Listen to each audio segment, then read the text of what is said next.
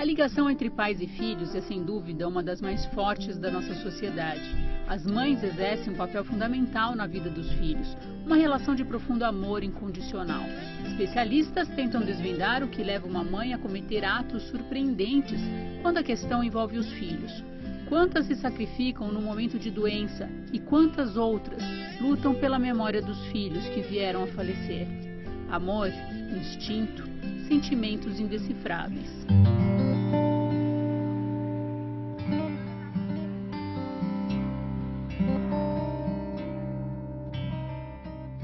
Sentimentos como estes levaram algumas mulheres a modificar suas vidas para sempre.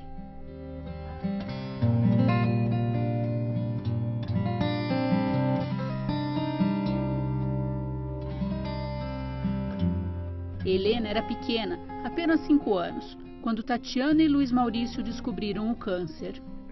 A realidade que nós vivemos com a nossa filha Helena, que faleceu com 5 anos, com um câncer cerebral no sistema nervoso central bastante grave, nos fez ver como a gente não sabia que o câncer é uma doença que debilita tanto e traz tantas sequelas. Claro, existem os casos que não tem jeito desde o início, infelizmente o caso da minha filha foi um desses. A criança engordou por causa dos medicamentos. Apesar da pouca idade, a locomoção ficou cada vez mais difícil. Mas a gente era uma família de classe média, tinha um carro. Felizmente, na época, o pai da Helena tinha condições de nos levar 2, 3, 4 vezes por semana para o hospital. Eu ia atrás do carro brincando com a Helena, cantando, lendo uma história. Helena faleceu em 1998 e do luto veio a vontade de fazer algo transformador. Um ano depois, a criação da APAS, Associação Helena Picardi de Andrade Silva, instituição que viabiliza transporte e apoio sociofamiliar para crianças e adolescentes em tratamento de câncer.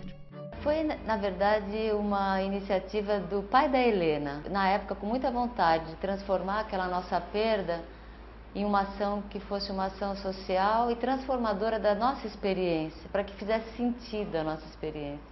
De início eu não gostei da ideia, eu não queria saber de associação, eu queria minha filha viva comigo. Aos poucos eu fui mudando e fui percebendo que aquela iniciativa era realmente uma iniciativa transformadora, não só para quem pudesse estar à nossa volta ou para as pessoas que a gente fosse efetivamente ajudar, mas para mim, como mulher, mãe, pessoa. A experiência com a filha foi determinante para o funcionamento da APAS. Essa imagem deu atrás com a Helena, o pai da Helena dirigindo o carro, é, digamos, a essência do trabalho da APAS. Ou seja, a gente criou, por força dessa nossa experiência e tendo em vista a dificuldade que é transitar em São Paulo, não é? Um espaço que a gente chama de uma espécie assim, de ponte entre uma criança que precisa de um tratamento e um hospital especializado. Esse espaço, que é um espaço do veículo, é o local onde você ameniza a dor, é o lugar em que você pode interagir com a criança durante as horas em que você fica no trânsito. A associação atende mães que moram na periferia de São Paulo e que não têm como transportar o filho doente.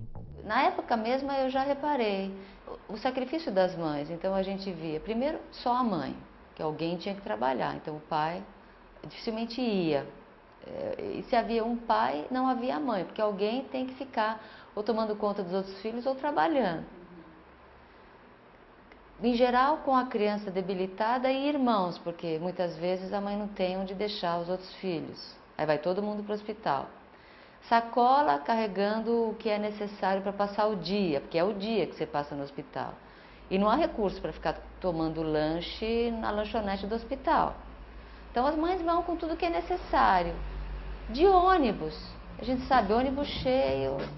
Recordando toda essa vivência e idealizando a associação, Tatiana e o marido perceberam que o transporte era uma necessidade muito grande. Demora para você ter espaço, demora para você ter um lugar lá dentro do hospital. Mas, uma vez conquistado esse lugar, e aí, né? Como é que você realmente usufrui desse direito tão duramente conquistado, né, se outros direitos não são contemplados? E aí você entra na questão social. Transporte é uma das questões e uma das mais relevantes para garantir o acesso. No começo, o casal usava o próprio carro e Tatiana era motorista. Hoje, a frota é de 6 veículos, motoristas contratados e remunerados e voluntários, que são a alma do funcionamento da instituição. A gente tem uma equipe valiosa de voluntários. Para você ter uma ideia, a gente tem hoje em torno de 50 voluntários que se distribuem no bazar. Só no bazar a gente precisa ter uns 25 a 30, porque são só voluntários que gerem o bazar. Os demais estão distribuídos entre os membros do conselho diretor, captação de recursos e atendimento às famílias, incluindo o transporte das crianças. A perda da filha foi determinante para que o luto se transformasse em uma ação onde o objetivo é ajudar o próximo. Tatiana recorre às lembranças para continuar seguindo em frente.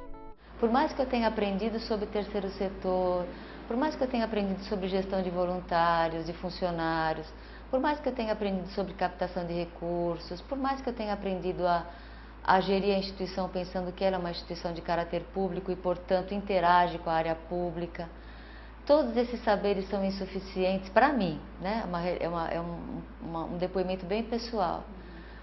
Sem eu, na hora da dúvida ou do dilema, voltar atrás e lembrar quem eu fui. Eu fui uma mãe, uma pessoa comum, que teve uma filha, que morreu com câncer. E aquela dor, essa dor que ainda existe de uma forma elaborada, mas está lá, é a que me alimenta na hora das angústias das tomadas de decisão. Isso é fundamental para não perder nunca a noção de quem é a criança com câncer, de quem é a família, qual é essa dor, quais são as dificuldades, o quanto você fala sozinho nesse contexto ainda, não é? E de como é preciso saber ter ouvidos para o outro, lembrando de quem você é, aquele outro é você.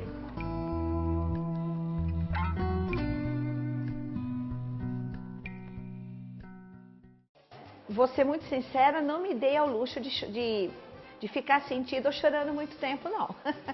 Eu queria mais era o que vamos fazer, o que é necessário fazer.